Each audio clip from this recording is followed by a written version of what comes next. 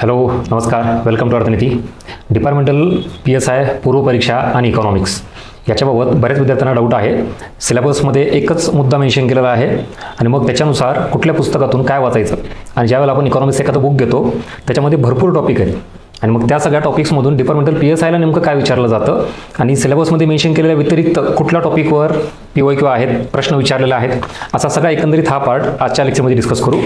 एकतर बरेच दिवसानंतर आपण भेटतोय, म्हणजे डिपार्टमेंटल PSI मला वाटतं मागच्या 3-4 वर्षापूर्वी आपण त्याच्यावर लेक्चर घेतलं होतं आणि त्याच्यानंतर आज भेटतोय.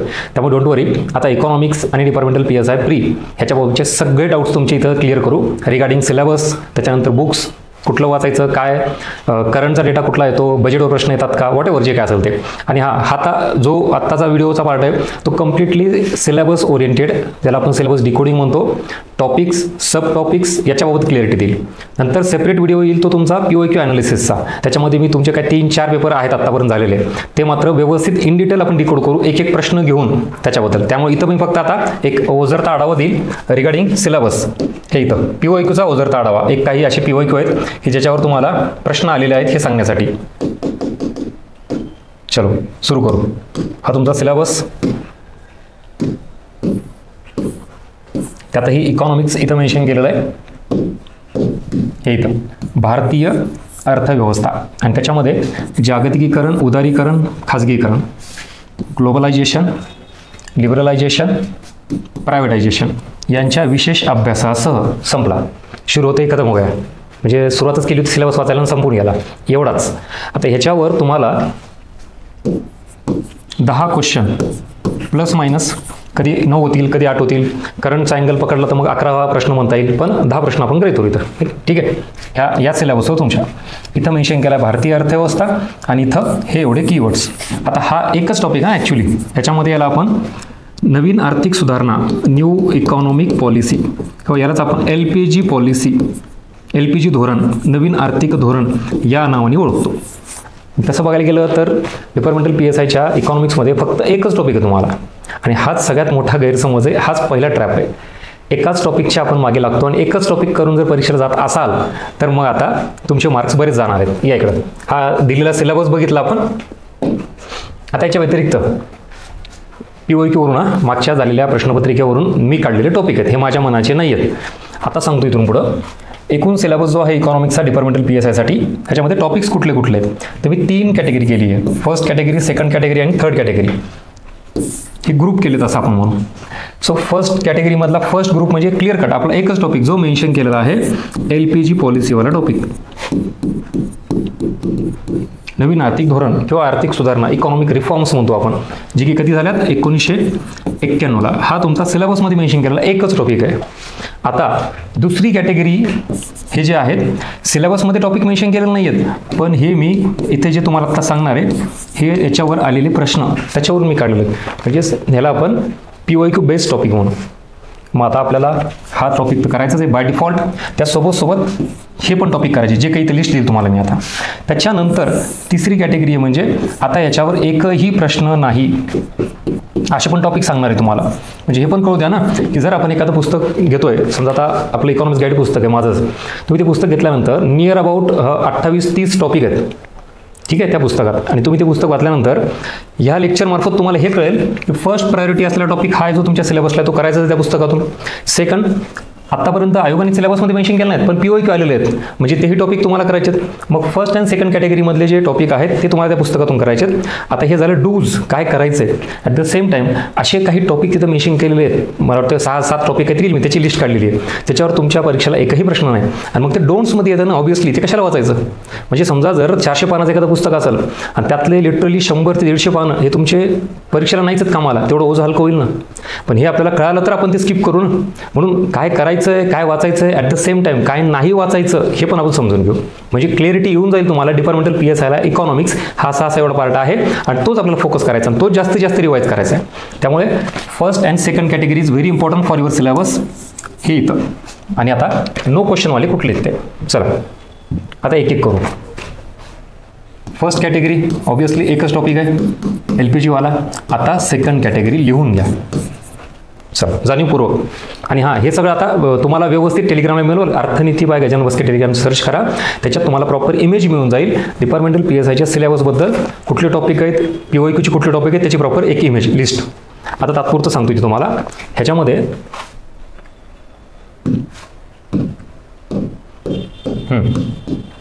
नंबर 1 जो सिलेबसमध्ये मेन्शन आहे पण प्रश्न आलेला आहे, घ्या लिहून. आता सार्वजनिक वित्त हा तुम्हाला करायचा आहे. आफ्टर दॅट आर्थिक नियोजन, त्यालाच आपण पंचवार्षिक योजना म्हणतो, पंचवार्षिक योजना. त्याच्यानंतर इथे येतो परकीय व्यापार,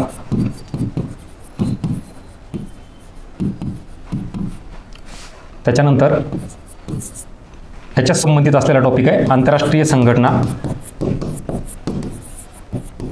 आता इथं आंतरराष्ट्रीय संघटनामध्ये करंटमध्ये वेगळे येतील. आता इकॉनॉमिक्समध्ये म्हणलं की तुम्हाला मग IMF, वर्ल्ड बँक, WTO या अशा 3 आंतरराष्ट्रीय संघटना इथं करणं अपेक्षित आहे. त्याच्यानंतर पुढचा टॉपिक येतो चलन पब्लिक पैसा, ज्याला आपण म्हणतो, हा टॉपिक. नेक्स्ट ह्याच्या संबंधित इथं येतो परत महागाई, त्याच्यानंतर RBI, इकडे हे करतो आता पलीकडे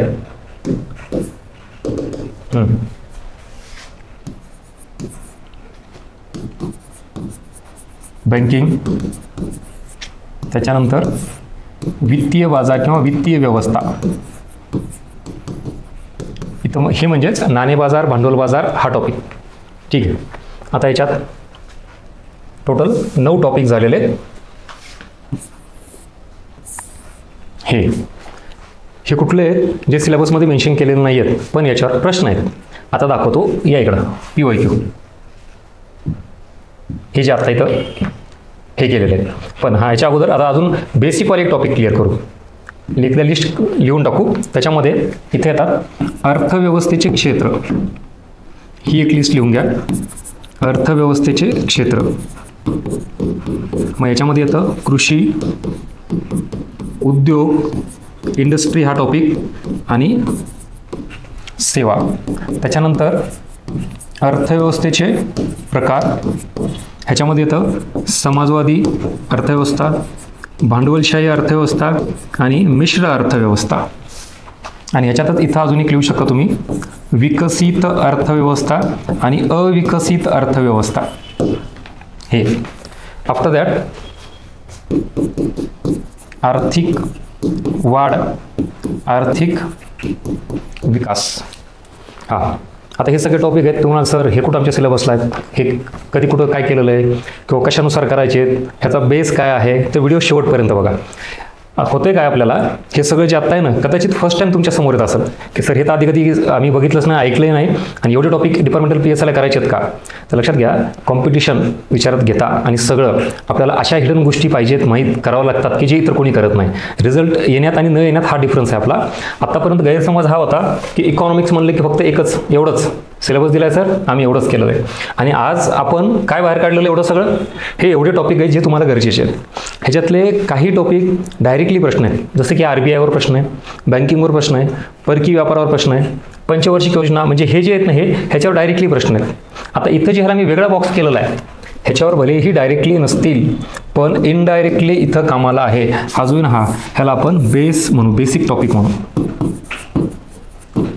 बेसिक टॉपिक्स जे गरजेचे आहेत. आणि का, आय विल प्रूव्ह यू.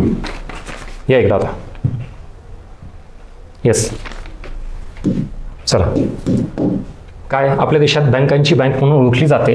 आता मी इथं POIQ डिकोड करत नाही, तो सेपरेट लेक्चर होणार आहे तुम्हाला इन डिटेल व्यवस्थित. इथं फक्त सिलेबस, कुठले टॉपिक्स आहेत आणि सिलेबसच्या व्यतिरिक्त का इतर टॉपिक करायचे आहेत त्याचं उत्तर आपल्याला इथे शोधायचं आहे. त्यामुळे हा टॉपिक कुठला आहे, RBI म्हणा, बँकिंग म्हणा, आला का टॉपिक. बरं, सिलेबसमध्ये डायरेक्ट मेन्शन केला आहे का, नाही आहे, पण प्रश्न आहे का, घ्या मग टॉपिक आपला ॲड झाला त्याच्यामध्ये. त्याच्यानंतर इथं व्यापारी बँक. आता व्यापारी बँकामध्ये हे इथं चलन निर्मितीचे कार्य आता मुळात तुम्हाला चलन निर्मिती कोण करतं, पतचलन निर्मिती कोण करतं हे माहिती पाहिजे, बरोबर.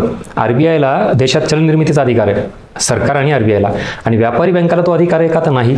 आणि मग इथं काय विचारलंय, व्यापारी बँका याचं कार्य विचारलंय. मग हे कार्य कोणाचं आहे, RBIचं. मग हे तर कळायला पाहिजे बेसिक, की चलन निर्मिती, चलन व पैसा हा टॉपिक बेसिक आपल्याला तोही टॉपिक आहे. म्हणजेच इथं हा चलन व पैसा हा टॉपिक आला तुम्हाला,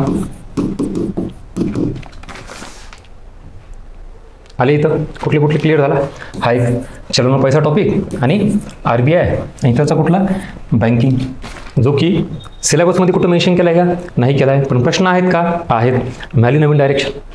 तुम्हाला ह्या सगळ्या गोष्टी कळत असतील तर नक्की तुमचे फीडबॅक मेन्शन करा, व्हिडिओला लाईक करा आणि यूट्यूब चॅनल सबस्क्राईब करा, कारण असेच इनपुट्स तुम्हाला मिळतील आणि ह्याच्यातून काय होईल, एक डायरेक्शन क्लिअर होईल. आत्तापर्यंत डिपार्टमेंटल PSIच्या बाबतीत काय झालेलं आहे, की एक तर तुम्हाला कामाचा व्याप असतो, वेळ कमी मिळतो आणि स्वतःहून सेल्फ स्टडी नाही होत as compare to other student. बाकीच्यांना फुल टाईम करता येईल, स्टुडंट म्हणून आहेत ते, तर तुमची ही मर्यादा विचारात घेता जास्तीत जास्त इनपुट मी द्यायचा प्रयत्न करतोय. ह्याच्यामधून तुम्हाला अभ्यासाची दिशा ठरेल आणि जे काही पुस्तक वाचाल तुम्ही कुठलंही किंवा अभ्यास कराल तेव्हा कळेल की हे परीक्षेला गरजेचं आहे आणि अशा पद्धतीने केलं पाहिजे. त्यामुळे नक्की लाईक, शेअर्स आणि फीडबॅक तुमचे मेन्शन करा. पुढे कंटिन्यू करू आपण. आता हे इथं हे टॉपिक डिकोड झाले का, हा 1, 2 आणि 3. पुढे जाऊ आपण आता. ठीक आहे. आता परत हे कन्सेप्च्युअल आहे, कसं आहे, काय नाही, हे सगळं नंतर होणार. इथं फक्त आपला सिलेबस डिकोडिंग आणि टॉपिक सेग्रिगेशन हे कार्यक्रम चाललाय फक्त इथं. सरकारची बँक म्हणून इथं कोण काम करतं, RBI करतं. इथं पण RBI आणि व्यापारी बँक, म्हणजे 1 टॉपिक, 2 टॉपिक आणि हे 3 टॉपिक जे आता आपण डिकोड केलेत ते. नेक्स्ट पुढे जाऊ. हा काय आहे, पंचवार्षिक योजना, आर्थिक नियोजन. हे इथं नियोजन मंडळाचे पदसिद्ध अध्यक्ष कोण असतात. भारतामध्ये आर्थिक नियोजनाची सुरुवात कधी झाली, म्हणजेच पंचवार्षिक योजना टॉपिक. हा कुठला टॉपिक आहे, पंचवार्षिक योजना टॉपिक. अजून एक टॉपिक अनलॉक झाला का, डिकोड झाला. हे आर्थिक नियोजन. नेक्स्ट रिझर्व्ह बँकेचे पतनियमनाचे स्थान. सेम परत आता हे RBI, फक्त एक सॅम्पल डेमो म्हणून तुम्हाला आणलेलं आहे मी. असे बरेच प्रश्न आहेत इथं, फक्त ते टॉपिक तुम्ही का करावेत याला मी बेस देतोय. जर प्रश्न आला असेल तर आपल्याला तो टॉपिक करावा लागेल RBI, पण डायरेक्टली सिलेबसमध्ये मेन्शन केलेलं नाही आहे. नेक्स्ट, आता शासन सार्वजनिक उपक्रम खाजगी क्षेत्राकडे सुपूर्द करते, म्हणजे काय करते. आता इथं तुम्हाला कॅपिटलायझेशन आहे, प्रायव्हेटायझेशन, हे सगळं आहे. हे इथं पण एक शब्द बघायचं, मिश्र अर्थव्यवस्था. म्हणजे भलेही समाजवादी, भांडवलशाही, मिश्र अर्थव्यवस्था याच्यावर डायरेक्ट प्रश्न नाही आहे तुम्हाला. असा प्रश्न नाही की सांगा समाजवादी अर्थव्यवस्था म्हणजे काय, त्याचे 4 ऑप्शन आहेत. भांडवलशाही अर्थव्यवस्था म्हणजे काय, मग त्याचे 4 ऑप्शन आहेत. नाही, तर मग ते टॉपिक का करायचे. म्हणजे इथं काय मिश्र अर्थव्यवस्था, आणि इथं आपण काय सांगितलं, हे अर्थव्यवस्थेचे प्रकार, समाजवादी अर्थव्यवस्था, भांडवलशाही अर्थव्यवस्था आणि मिश्र अर्थव्यवस्था. आता तिथं पर्याय आला म्हणून तो आपला टॉपिक करायचा हा मुद्दा नाही आहे. मुळात तुम्ही जर LPG टॉपिक करत असाल तर लक्षात घ्या, हा जो टॉपिक आहे तुमच्या सिलेबसला मेन्शन केलेला हा LPG टॉपिक. हे LPGची जी सुरुवात आहे कधी झाली, 1991ला. तर मग तुम्हाला मागे जावं लागेल, लक्षात घ्या, 1947ला. असं नाही की LPG टॉपिक मेन्शन केला 1991ला आणि तिथंच अभ्यास करायचा. मुळात हे एक वित्तीय संकट आलं होतं, फायनान्शियल क्रायसिस म्हणतो आपण त्याला. अर्थव्यवस्था पूर्ण डॅमेज झाली होती 1991ला आणि ती सुधारण्यासाठी त्याच्यावर उपाययोजना म्हणून आपण काय केलं, नवीन धोरण स्वीकारलं. आणि त्या नवीन धोरणालाच आपण काय म्हणतो, LPG धोरण. मग ते का स्वीकारलं, कारण आपण वित्तीय संकट आलं होतं. कधी आलं होतं वित्तीय संकट, ते 90-91च्या दरम्यान. आणि हे का आलं होतं, कारण मग 1947 ते 1991 भारतात कुठली अर्थव्यवस्था होती, सरकारचं काय धोरण होतं, कुठली पॉलिसी चुकली, कुठल्या पॉलिसीचा निगेटिव्ह इम्पॅक्ट झाला, हे सगळं नीट बघावं लागेल, बॅकग्राऊंड कळावं लागेल. आणि मग 47 ते 91 इथं पूर्ण अर्थव्यवस्थेवर सरकारचं कंट्रोल होतं, ज्याला आपण बंदिस्त अर्थव्यवस्था म्हणतो, क्लोज इकॉनॉमी म्हणतो, किंवा त्याला समाजवादी अर्थव्यवस्था म्हणतो. आणि मग हे आपल्याला माहिती पाहिजे. बरं, हा झाला बॅकग्राऊंडचा पार्ट. तुम्ही LPG टॉपिक केल्यानंतर इथून पुढे जाल. इथं 1991ला आपण या LPG पॉलिसी मार्फत काय केलं, सरकारचं धोरण बदललं, सरकारचा हस्तक्षेप कमी केला, खाजगी क्षेत्राला सोबत घेतलं, जास्तीत जास्त त्याला प्रोत्साहन दिलं, परकीय गुंतवणुकीलाही चालना दिली आणि एकंदरीत इथून पुढं आपली अर्थव्यवस्था ही भांडवलशाही अर्थव्यवस्थेकडे झाली. म्हणजे तुम्हाला या सिलेबसला धरून जो टॉपिक आहे त्या टॉपिकलाही नीट समजून घ्यायचा असेल तर समाजवादी अर्थव्यवस्था, भांडवलशाही अर्थव्यवस्था आणि मिश्र अर्थव्यवस्था हे माहिती पाहिजे. नाही तर मग तुम्हाला एक प्रश्न साधा येऊ शकतो, 1991च्या नंतर म्हणजे आफ्टर LPG रिफॉर्म्स भारताच्या अर्थव्यवस्थेची वाटचाल ही कुठून कुठे होतीये, म्हणजे समाजवादी अर्थव्यवस्थेकडून भांडवलशाहीकडे होतीये का, मिश्र अर्थव्यवस्थेकडून समाजवादी अर्थव्यवस्थेकडे होतीये का, मिश्र अर्थव्यवस्थेकडून भांडवलशाही अर्थव्यवस्थेकडे होतीये. क्लिअर कट तुमच्या टॉपिकमध्ये सिलेबसमध्ये टॉपिक मेन्शन केलेला आहे ना, त्याला धरून जरी प्रश्न विचारला तरीही समाजवादी, भांडवलशाही आणि मिश्र अर्थव्यवस्था ही कन्सेप्ट माहिती पाहिजे, हे टॉपिक क्लिअर झाले पाहिजेत. म्हणूनच मी याला बेसिकमध्ये टाकलं आहे. ह्याच्यावर डायरेक्ट प्रश्न नाही द्यात, पण ही तुमच्या सिलेबसची रिक्वायरमेंट आहे. आता इकॉनॉमिक्समध्ये 2 गोष्टी आहेत लक्षात ठेवा. तुम्हाला जर मार्क घ्यायचे असतील इकॉनॉमिक्समध्ये तर पहिला पार्ट येतो, मी नेहमी सांगतो, demand of the exam. Demand of the exam म्हणजेच सरळ सरळ तुमच्या परीक्षेची नेमकी डिमांड काय आहे, कुठले टॉपिक्स करणं अपेक्षित आहेत, तर मग ते सिलेबस आहेत. मग सिलेबसमध्ये जे ते आपण करणं पाहिजे. हा पहिला अँगल आहे. मार्क्स घ्यायचे असतील तर डिमांड ऑफ द एक्झाम समजून घेतली पाहिजे. आफ्टर दॅट आता एकदा सिलेबस काय कळाला म्हणजेच भारतीय अर्थव्यवस्था हा सिलेबस आहे, LPG आहे. तर मग हा सब्जेक्ट आहे, इकॉनॉमिक सब्जेक्ट आहे. ठीक आहे, आपण याला सब्जेक्ट म्हणून करतो. आता काही टॉपिक असे आहेत त्याला आपण डिमांड ऑफ द सब्जेक्टमध्ये टाकू. डिमांड ऑफ द एक्झाम म्हणलं की मोजकेच टॉपिक आले, पण काही टॉपिक जसं की तुमच्या सिलेबसमध्ये मेन्शन केला LPG पॉलिसी तो समजून घ्यायचा आहे, जो की तुमच्या सिलेबसला आहे. त्याच्यासाठी अजून काही बेसिक गोष्टी समजावे लागतात. म्हणजेच त्या सब्जेक्टची ती रिक्वायरमेंट आहे. ॲक्च्युली तुम्हाला काही टॉपिक करण्यासाठी इतर काही टॉपिक समजून घ्यावे लागतील किंवा इतर काही अजून कन्सेप्ट समजून घ्यावे लागतील, जे तुम्हाला डायरेक्टली विचारले जाणार नाहीत पण कामाला येणार आहेत. आणि काही प्रश्न हे सब्जेक्टच्या अंडरस्टँडिंगवर पण असतात. तुम्हाला कदाचित जड जाईल मी म्हणलेलं किंवा काय, कदाचित त्याच्या आधी तुम्ही ऐकलेलं नसेल, पण लक्षात घ्या डिपार्टमेंटल PSIचे मी ज्यावेळेस सगळे PYQ बघितलेत म्हणून मी घ्यायला पण ॲक्च्युली 8-10 दिवसापासून तुमच्या सगळ्यांचा ओढा खूप वाढलेला आहे, पण मी तरी का नाही घेतलं. मी स्वतः सगळे PYQ 4 वर्षाचे काहीतरी अवेलेबल आहेत तुमचे पूर्ण व्यवस्थित वाचले, चाळले, त्याचं ॲनालिसिस केलं, एक ना एक प्रश्न नीट समजून घेऊन त्याच्यानंतरच हे टॉपिक बाहेर काढलेले आहेत. त्याची डेप्थ बघितली तर कम्प्लिटली कंबाईन ग्रुप Bच्या लेवलची आहे. बरोबर. आणि मग त्या लेवलला आपण गेलो पाहिजेत, तसं हे तुम्हाला माझं सांगणं काम आहे. म्हणजे आता तुम्हाला ते सोपं वाटेल की अवघड वाटेल हा माझा इश्यू नाही आहे. जे परीक्षेला आहे मला PYQ वरून जे जाणवलं ते वास्तव तुमच्या समोर मांडतंय. मग आता ह्याच्यात तुम्हाला ते किती भयानक प्रकार, विचित्र, अवघड वाटला तरी there is no any other option. काही गोष्टी ह्या आपण ठरवून होत नसतात, आपल्याला जमत नाहीत म्हणून आपण दुर्लक्ष करून चालणार नाही, करावंच लागणार आहे बाय डिफॉल्ट. ठीक आहे. बरं, आता हे इथं सगळं काय झालं सिलेबसमध्ये मेन्शन केलेले आणि काही अदर टॉपिक आहेत जे तुम्हाला करणं गरजेचे आहेत. म्हणजेच डिमांड ऑफ दी सब्जेक्ट आहे ती या इकडे. हां, हे ते टॉपिक आहे तिथं, समाजवादी, भांडवलशाही आणि मिश्र अर्थव्यवस्था. आता सेम विकसित आणि अविकसित अर्थव्यवस्थेबद्दल तसंच आहे. मुळात आपण विकसनशील ह्या कॅटेगरीमध्ये आहोत, तर मग त्याचं वैशिष्ट्य काय असतं. आणि मग भारत 1991 पासून पुढं, ज्याला आपण आता करंटचाही बेस देऊ, बजेटचाही, की विकसित भारत बनवायचा आपल्याला, अमृतकाल चालू आहे आपला. आणि मग 2047 पर्यंत आपण विकसित भारत बनणार आहोत. तर हे बेसिक पॅरामीटर तुम्हाला माहिती पाहिजे. अजून पुढे जाऊ या इकडं. हा झाला ह्याचा. आणि आता तुम्हाला हे सांगितलं मिश्र अर्थव्यवस्था, त्याचा संबंध LPG टॉपिकचा दिलाय. पुढे जाऊयात आपण. आता इथं सरकारने व्यापार क्षेत्रात सुधारणांची मालिका सुरू केली असून त्यांचा हेतू भारतीय अर्थव्यवस्था उर्वरित जगाशी उत्तम जोडणे आहे. आता याच्यात ऑप्शन बघा, रुपयाचे अवमूल्यन करणे, रुपयाची परिवर्तनीयता, आयात शिथिलीकरण, व्यापाराचे बिगर सरकारीकरण, निर्यात वृद्धी करणे. आता याचं उत्तर काय नाही मी परत सांगतो, आपल्याला PYQ अनालिसिस सेपरेटली व्हिडिओमध्ये घ्यायचं आहे. इथं आपण टॉपिक डिकोड करू. सरळ सरळ हे जे आहे ना सगळं तुम्हाला हे इथं दिलेलं आहे. हे परकी व्यापार म्हणजेच हे आयात शिथिलीकरण काय, रुपयाची परिवर्तनीयता, रुपयाचं अवमूल्यन, कन्सेप्टच्या अँगलनी म्हणतोय मी. डिव्हॅल्युएशन ऑफ द रुपी काय कन्सेप्ट आहे, मग ती कधी आपण अवलंबनात आणली आहे. 3 वेळा रुपयाचं अवमूल्यन केलं सरकारने, 1949, 1966 आणि आफ्टर दॅट 1991. आणि मग हे सगळं एवढं जे करतोय त्याचा उद्देश काय मेन नेमका, रुपयाच्या अवमूल्यनाचा. आणि मग रुपयाची परिवर्तनीयता काय. आणि परत तुमच्याच टॉपिकला सेम LPGलाच हे जोडलेलं आहे. घ्या इकडं सगळ्यात महत्त्वाचा पॉईंट, परकीय व्यापार का करायचा. तर 1991ला आपण रुपया परिवर्तनीय करायला सुरुवात केली. मग आधी अंशतः रुपया परिवर्तनीय केला, मग दृश्य खात्यावर केला, मग अदृश्य खात्यावर केला. मग आता हे दृश्य अदृश्य काय प्रकार आहे, तर हे परकीय व्यापाराचा पार्ट येतो, त्याला आपण व्यवहार तोल म्हणतो. लक्षात घ्या, हे सगळं जे आहे ना हे गरजेचं आहे. हे क्वेश्चनवरून सांगतोय मी तुम्हाला हेच नाही माहीत की दृश्य खातं काय, अदृश्य खातं काय, व्यवहार तोल काय आहे. म्हणजे तो परकीय व्यापाराचा बेस झाला. आणि त्याच्यातही मग काय हे परिवर्तनीय केला, कधी केला, कुठल्या वर्षी केला, आणि त्याचा बेस आहे 1991ला. का बरं 1992, 93, 94 हे वर्षात बघा रुपया परिवर्तनीय करायचा. आपण एकदाच केलं नाही की 1991ला LPG पॉलिसी स्वीकारली आणि लगेच रुपया परिवर्तनीय केला, असं नाही केलं. तर ते टप्प्याटप्प्याने केलं. त्यातही अजून भांडवली खात्यावर रुपया परिवर्तनीय केला नाही. मग या सगळ्या प्रश्नांची उत्तर आपल्याला शोधावं लागेल ना. तर ते परकीय व्यापार टॉपिक करावं लागेल आणि त्याला बेस आहे LPG पॉलिसीचा 1991चा.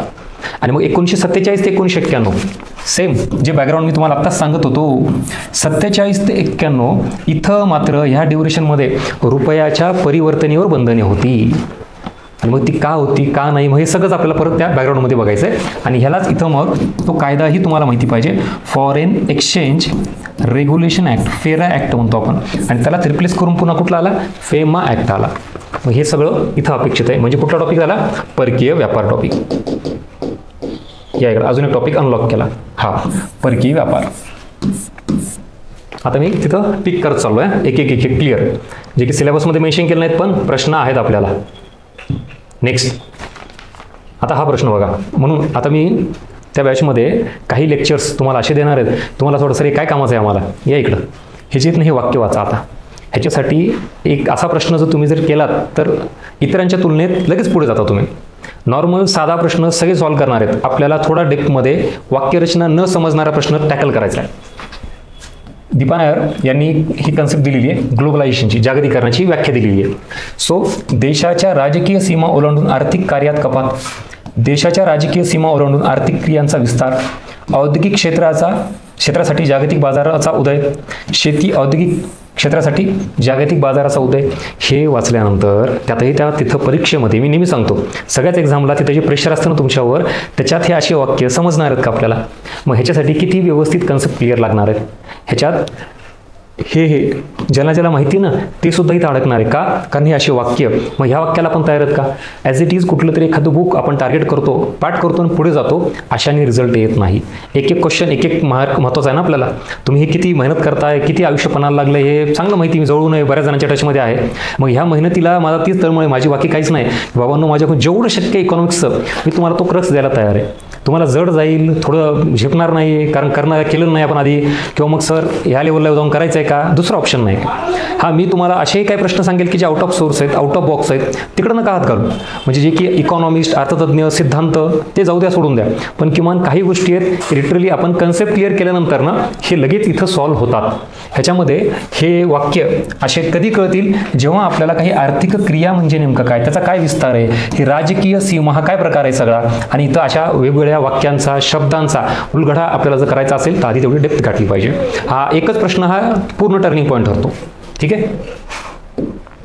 नेक्स्ट, आता हे परत येतं काय घेतलं तर इथं संस्था बघा तुम्ही. आता ह्या मी तर परत ह्याचे उत्तर काय आहेत काही नाही ह्याच्यासाठी आलोच नाही आहे. समजून घ्या टॉपिक आणि सब्जेक्टची रिक्वायरमेंट किती आहे. आत्तापर्यंत कदाचित एवढी डेप्थ आपल्याला माहीत नव्हती इकॉनॉमिक्सची. डिपार्टमेंटल PSL एवढं गरजेचं आहे का, ते कळतंय तर ते घ्या. बाकी गोष्टी हळूहळू सगळ्या होणार आहेत. आता इथं ह्याच्यावरून काय करायचा, कुठला टॉपिक आहे हा, तर वेगवेगळ्या संस्था, मग त्यात नाणे बाजार आणि भांडवल बाजार हे 2 टॉपिक आले. विकास वित्तीय संस्थापन येतील, म्हणजे तुम्हाला नाफेड विचारली, FCI विचारली, ॲग्रिकल्चर रिलेटेड असेल, किंवा हे SIDBI विचारली, इंडस्ट्रीच्या रिलेटेड, मग IDBI, ICICI विचारली जाईल, नाबार्ड विचारली जाईल, SEBI विचारली जाईल. ह्या सगळ्या संस्था म्हणजे तुमचा हा टॉपिक या इकडं,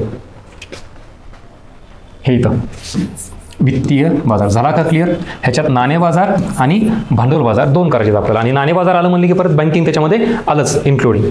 बघता बघा जे सिलेबसमध्ये मेन्शन नाही केले तसे 1, 2, 3, 4, 5, 6 टॉपिक आपण इथं क्लिअर केलेले आहेत. नेक्स्ट पुढे जाऊ. हां, जागतिक व्यापार संघटनेचं मुख्यालय वर्ल्ड ट्रेड ऑर्गनायझेशन म्हणजेच WTO. आता हा जरी प्रश्न WTOवर असेल तर आपल्याला IMF पण करायचं आणि वर्ल्ड बँक हे पण करायचं, म्हणजे आंतरराष्ट्रीय संघटना. म्हणजे हा आता इथं राहिलेला एक टॉपिक हा पण क्लिअर झाला. कुठला, आंतरराष्ट्रीय संघटना, जो की परकीय व्यापाराशी संबंधित आहे. हे हां, आणि आता लोकसंख्या त्याच्या संबंधित हे सगळे प्रश्न नीट बघा. पहिल्या अवस्थेत अर्थव्यवस्था प्राचीन आणि मागासलेली असते. दुसऱ्या अवस्थेत लोकसंख्येची वृद्धी जलद होते. शहरीकरण औद्योगिकरण जलद होते आणि मग 21 नंतर भारताने दुसऱ्या ह्याच्यात केलेला आहे. हा आहे पुढचा टॉपिक, लोकसंख्या.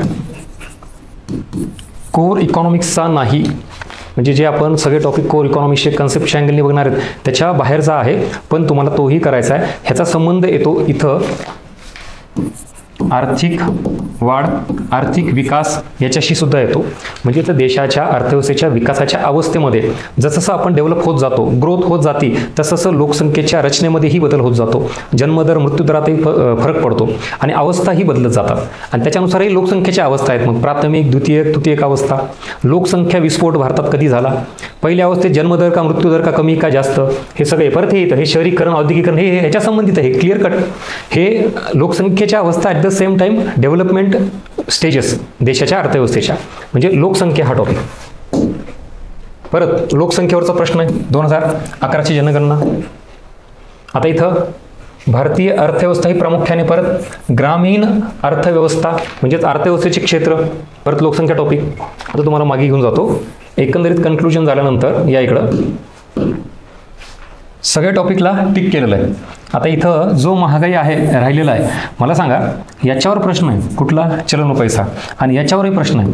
सो मुळात आता ह्या टॉपिकला डिकोड कसं करायचं बघा. अर्थव्यवस्थेमध्ये जर चलन पुरवठ्याचं प्रमाण वाढलं, म्हणजेच लोकांकडे पैशाचं प्रमाण जर वाढलं वेगवेगळ्या स्वरूपामध्ये, बँकांनी जास्त कर्ज दिली, तर काय होतं, वस्तू व सेवांची मागणी वाढते आणि मागणी वाढली की काय होते, किंमत वाढते. ही कन्सेप्ट आहे बरं का. आता सरळ सरळ अर्थव्यवस्थेत लोकांकडे पैशाचं प्रमाण वाढलं की वस्तू सेवांची मागणी वाढते, मागणी वाढली की किंमत वाढते आणि किंमत वाढली की काय निर्माण होते, महागाई. एक्झॅक्टली महागाई हीच कमी करण्यासाठी परत कोणाचा रोल येतो, RBIचा. म्हटल्यानंतर हे दोन टॉपिक आहेत म्हटल्यावर बाय डिफॉल्ट तुम्हाला हा टॉपिक करावाच लागेल, महागाई टॉपिक. मग RBIचं धोरण कशा संबंधित आहे, मुळात आपण मौद्रिक धोरण ज्यावेळेला आता प्रश्न बघितला ना, मौद्रिक धोरणावर प्रश्न आहे तुम्हाला क्लिअर कट. ते धोरण कशा संबंधित आहे RBIचं, मॉनिटरी पॉलिसी ज्याला म्हणतो आपण, ते इन्फ्लेशन कमी करण्यासंदर्भात आहेत. म्हटल्यानंतर हा टॉपिक आलाच बाय डिफॉल्ट. आणि आता राहिलं सार्वजनिक वित्त. So for your kind information, ज्या वेळेला आपण सगळं LPGचं धोरण बघतो, LPG पॉलिसी बघतो, तर ते कोणाचं धोरण आहे, तर सरकारचं धोरण आहे. आणि मग इथं तुम्हाला बेसिक सगळं हे माहिती पाहिजे, जे की राजकोषीय धोरणासंदर्भात आहे. सरकारच्या उत्पन्न आणि खर्चासंबंधित काही बेसिक गोष्टी माहीतच पाहिजे बाय डिफॉल्ट, त्याशिवाय इकॉनॉमिक्स पूर्ण होऊच शकत नाही. म्हणजे मी तर म्हणेन सगळ्या टॉपिकचा जो काही आत्मा आहे मेन, तो सार्वजनिक वित्त टॉपिक आहे. हा तुम्हाला बाय डिफॉल्ट करावा लागेल. जर आत्तापर्यंत हा मिस करत असाल तर याचा अर्थ तुम्हाला काही असा एक किंवा दुसरा प्रश्न येतो जो डेप्थवर आलेला असतो, कन्सेप्च्युअल क्लिअरिटीवर आलेला असतो, तो तुम्हाला सॉल्व्ह होणार नाही. आणि इथं जे अर्थव्यवस्थेचे क्षेत्र म्हणतो ना तुम्हाला मी, तर कृषी, उद्योग आणि सेवा हे इनडायरेक्टली प्रश्न आहेत. एक आत्ता आपण कृषीवर बघितला तिथं की भारत ही कृषीप्रधान अर्थव्यवस्था आहे का, भारत हा देश कृषीप्रधान आहे का. तर मग तुम्हाला काय माहिती पाहिजे, राष्ट्रीय उत्पन्नातील वाटा, GDP मधील कृषी क्षेत्राचा, उद्योग क्षेत्राचा, सेवा क्षेत्राचा वाटा. उद्योगावर पण बरेच डायरेक्टली प्रश्न आहेत तुम्हाला, उद्योग क्षेत्र म्हणून करायचे आपल्याला. आणि सर्व्हिस सेक्टर म्हणजे परत GDP मधील वाटा, ॲट द सेम टाइम रोजगार निर्मितीमधील वाटा. असं सगळं हे अर्थव्यवस्थेचे क्षेत्र म्हणून बेसिक टॉपिक झाला. अर्थव्यवस्थेचे प्रकार हे पण बेसिक म्हणून झालं. आणि आर्थिक वाढ, आर्थिक विकास का करायचा, कारण आपण LPG धोरण जर बघत असाल तर सरळ साधा प्रश्न तुम्हाला फ्रेम होऊ शकतो. 1950 म्हणजे स्वातंत्र्यापासून पुढं ते 1980 म्हणजेच LPG पॉलिसीच्या जवळ हा जो ड्युरेशन आहे ना, हा आपल्याकडे आर्थिक वाढमध्ये सगळ्यात लोवेस्ट किंवा स्टॅग्नंट झालेली ड्युरेशनचा कालावधी आहे. आर्थिक वाढ स्टॅग्नंट झाली होती, म्हणजे स्थिर किंवा स्लो इकॉनॉमिक ग्रोथ. जवळपास 3.5% एवढाच ग्रोथ रेट होता आपला, एवढा मोठा ड्युरेशन. म्हणजे स्वातंत्र्यानंतर आपण GDP मध्ये असं वर ग्राफ न्यायला पाहिजे होता, तर तो असाच स्थिर राहिलेला इतके वर्ष. त्याला आपण हिंदू ग्रोथ रेट म्हणतो. राजकृष्ण हे अर्थतज्ञ आहेत, त्यांनी ही टर्म वापरलेली आहे. आणि मग इथं हे सगळं डिक्लारेशन यायला सुरुवात झाली आपल्याला. आणि 1991 वित्तीय संकट आलं आणि ते दूर करण्यासाठी आपण नवीन धोरण स्वीकारलं.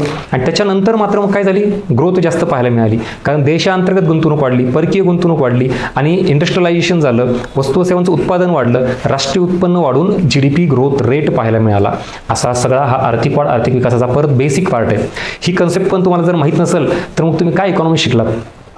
LPG धोरण सुद्धा ह्याच्याशी संबंधित आहे. हे आता नाही कळणार तुम्हाला. तुम्ही ज्यावेळेला आता आपण जी काय बॅच आहे, मी बॅचचं पण स्ट्रक्चर सांगतो तुम्हाला शेवटी, की ह्याच्यामध्ये काय काय टॉपिक आहेत, कसे कसे इन्क्लूड केले आहेत, हे ज्यावेळेला कंप्लीट बघाल ना तेव्हा तुम्हाला फील येईल की एक्झॅक्टली आता मला इकॉनॉमिक्स कळालं. आणि काही प्रश्न आहेत ते डायरेक्टली एका टॉपिकशी लिंक नसतात. इकॉनॉमिक्समध्ये इंटरलिंकिंग हा जो प्रकार आहे तो कदाचित मला वाटतं फर्स्ट टाइमच आपण बाहेर काढलेला आहे. एक टॉपिक दुसऱ्या टॉपिकशी संबंधित असतो आणि तसेही प्रश्न आहेत. सो तसाही इंटरलिंकिंगचा पार्ट आहे. So this is all about your total syllabus. ह्याची व्यवस्थित फ्रेश कॉपी तुम्हाला टेलिग्रामला मिळून जाईल. अर्थनीती बाय गजानन बस्के हे टेलिग्राम चॅनल. त्याच्यावर कुठले टॉपिक्स आहेत, कसे आहेत, काय नाही हे सगळं तुम्हाला दिलं जाईल. इथंपर्यंत हा प्रवास झाला. आता ह्याच्या व्यतिरिक्त कुठले टॉपिक आहेत, चला इथंपर्यंत कळाला असेल तर नक्की परत एकदा सांगतो, लाईक करा, तुमची फीडबॅक मेन्शन करा. काय होतं ह्या सगळ्या बाबतीत आत्तापर्यंत कदाचित क्लिअरिटी नव्हती म्हणून काहीही वाचायचं, जे समोर वाटलं ते वाचायचं, किंवा एकच टॉपिक दिला म्हणून तेवढाच वाचायचा, अशा चुकीच्या बाजूने आपण पुढे जात होतो. आता तुमची डायरेक्शन राईट असेल. जी परीक्षेला गरज आहे, डिमांड आहे, ती आपण नेमकी जाणून घेतली आणि त्याच्यानंतर आता अभ्यासाला व्यवस्थित गती मिळेल तुम्हाला. आता पुढचे टॉपिक बघा, इथं मेन्शन करतो मी.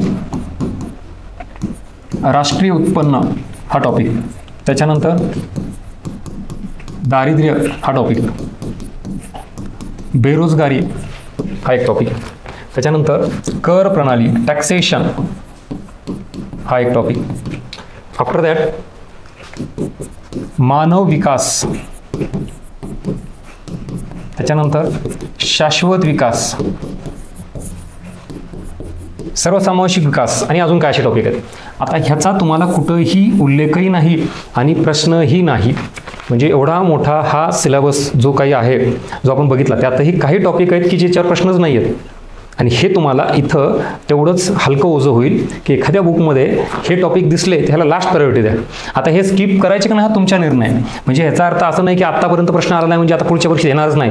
आला तर एखादा येऊ शकतो, पण आत्तापर्यंतचा ट्रेंड तुमच्याच डिपार्टमेंटल PSIच्या परीक्षेच्या POQ वरून आपण जो काढला आहे तर तो हा काय माझ्या मनाने नाही काढलेला आहे मी. एक तर सिलेबसमध्ये मेन्शन केलेला टॉपिक कुठला आहे, LPG, जी पहिली कॅटेगरी म्हणलो. आता सेकंड कॅटेगरी जी काढली इथं जे काही टॉपिक मेन्शन केलेले आहेत मी, त्याचा आकडा इथं हे तुम्हाला किती आहे, 8-9. आणि ह्याच्यात पण इथं ह्याच्या पलीकडं हे 9 कोर टॉपिक झाले. आणि इथं तुम्हाला हे 3 म्हणता येईल बेसिक असलेले. ह्याच्यात एक अजून ॲड करा, लोकसंख्या हा टॉपिक, हा महत्त्वाचा आहे. आणि त्यासोबत करंटच्या दृष्टिकोनातून योजना, पण ते कोर इकॉनॉमिक्समध्ये नाही, त्याला सगळा वेगळा पार्ट येतो. जे काही इकॉनॉमिक्सचे टॉपिक आहेत ते तुम्हाला मी डिकोड करून दिलेले आहेत. सिलेबसमध्ये एकच मेन्शन केला होता. आणि सेकंड कॅटेगरी म्हणजे POQ वरून हे सगळे टॉपिक आपण हिडन बाहेर काढलेले. आणि आता इथं जे आहेत ती म्हणजे ही तिसरी कॅटेगरी, नो क्वेश्चन. पण ती कधी, आत्तापर्यंत. आता ह्याच्यात तुम्ही ठरवा काय करायचं आहे. जर आपल्याला वाटलं की मेन टॉपिक माझे सगळे झाले सर, माझ्याकडे वेळ आहे आता, तर डेफिनेटली ह्याच्यावर एक नजर मारायला हरकत नाही.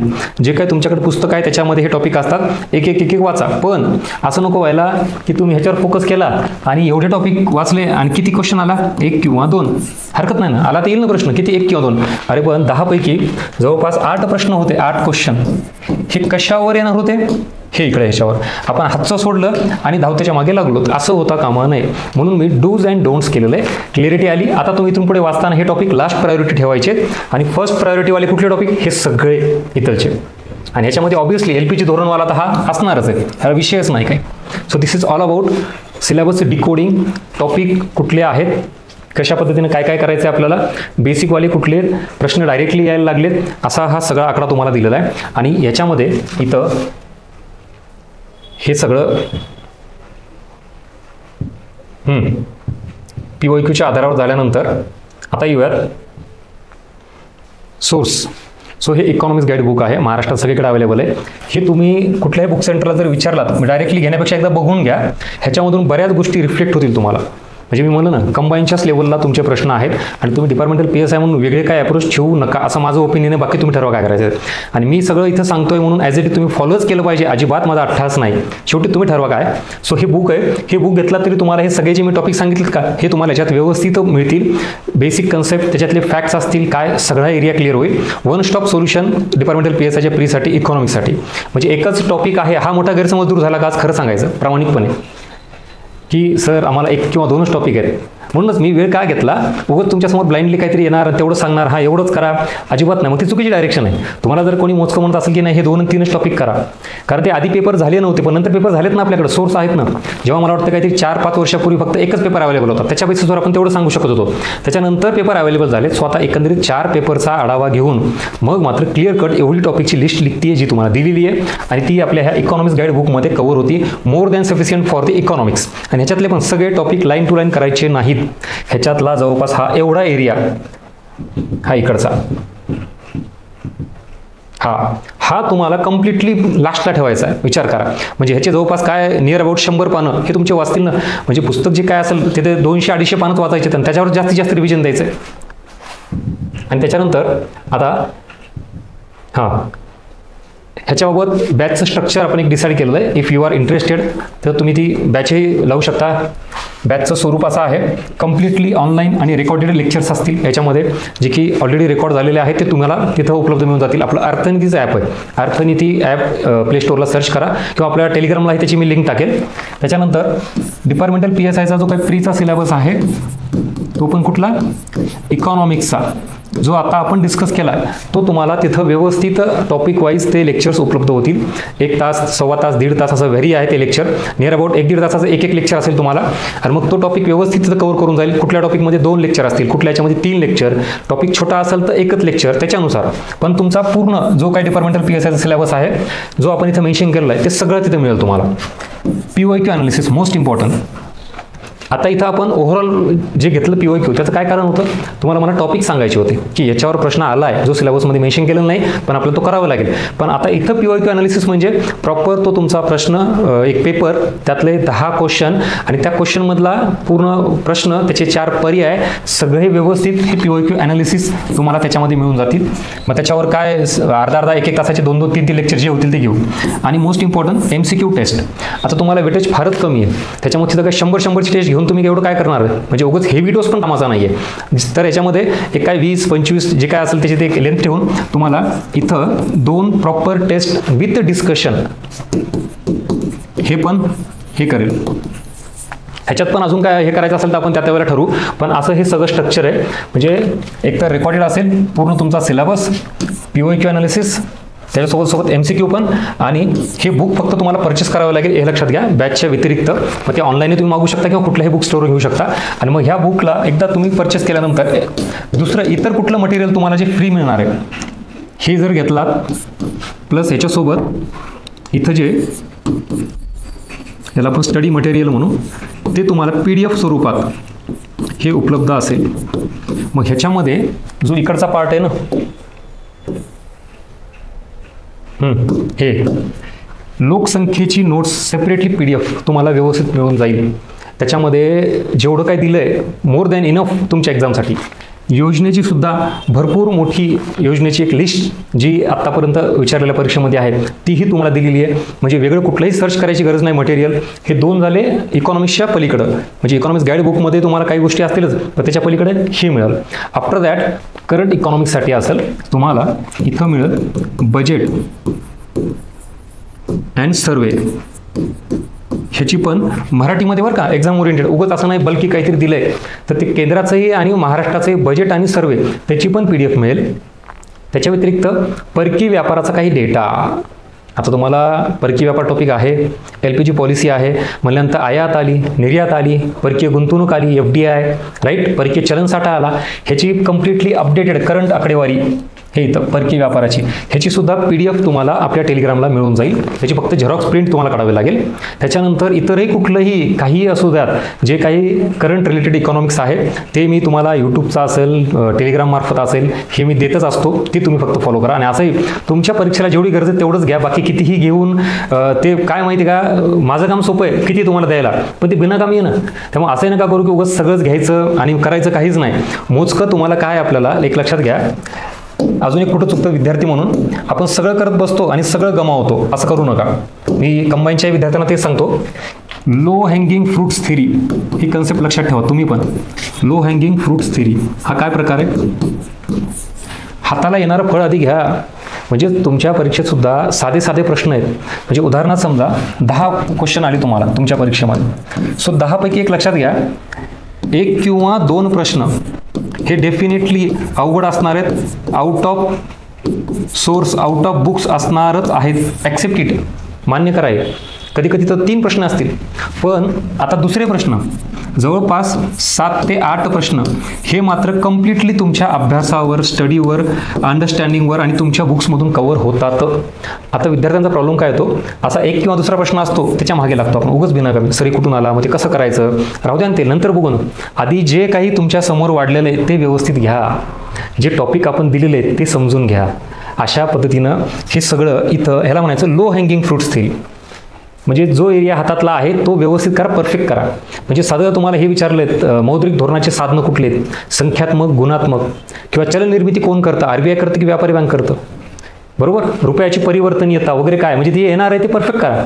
बाकी तर ते आउट ऑफ सोर्सवाला नंतर बघू काय करायचं ते. अशा पद्धतीनं हे सगळं बॅचमध्ये असेल. हां, आणि ही बॅच ऑलरेडी जी लक्षात घ्या परत, ही बॅच कंबाईनसाठी जी रेकॉर्ड केलेली आहे जस्ट आत्ताचीच रिसेंट, कंबाईन ग्रुप बी आणि सी साठीची बॅच, ह्याच्यातले जे काही तुमच्या परीक्षेसाठीचे लेक्चर्स आहेत ते तुम्हाला सेपरेटली काढून दिलेले आहेत. डिपार्टमेंटल PSIचे वेगळे काही जे टॉपिक आहेत फक्त लागणार आहेत, तेच कंबाईनच्या जी काही आत्ता रिसेंट झालेली बॅच आहे त्याच्यातले तुम्हाला तुमच्या सिलेबसनुसार वेगळे काढलेले आहेत आणि ते तुम्हाला उपलब्ध करून दिलेले आहेत. हे लक्षात असू द्यात. करंट बाबतीत खूप अपडेटेड करत बसण्यापेक्षा हातचा जो कोर सिलेबस आहे तो त्याला फोकस करायचा आहे. अशा पद्धतीनं ही बॅच आहे, तुम्हाला अर्थनीतीच्या टेलिग्राम चॅनलवर उपलब्ध होईल आणि मॅक्झिमम म्हणजे तुमच्या त्या टॉपिक संदर्भात जेवढी काही रिक्वायरमेंट आहे त्याच्यापेक्षा एक पाऊल पुढे जाऊन दिलेलं आहे तिथं सगळं तुम्हाला ते लक्षात येईल बघताना. आणि कंबाईन ग्रुप बी ची लेवल कन्सिडर करा. जर त्या कंबाईन ग्रुप सीच्या विद्यार्थ्यासारखी मानसिकता ठेवत असाल तर तुम्ही चुकीच्या डायरेक्शन जात आहे.